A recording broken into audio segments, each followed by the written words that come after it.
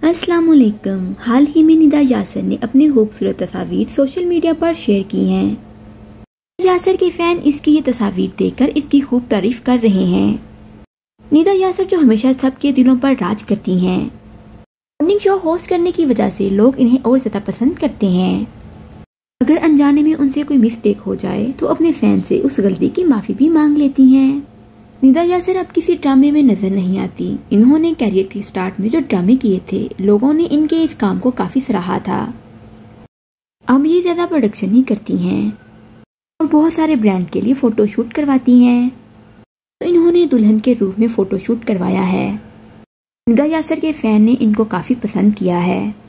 निदा यासर अपने बच्चों की फोटो सोशल मीडिया पर कम ही शेयर करती हैं, क्योंकि लोग इनके बच्चों को देखकर तनकीद करते हैं और ये बात इनको पसंद नहीं। इस बार निदा यासर ने अपने शोहर यासर नवाज के साथ जो ब्राइडल फोटोशूट करवाया है, लोग इसे काफी सराह रहे हैं और ये दोनों इसमें काफी यंग नजर आ रहे हैं।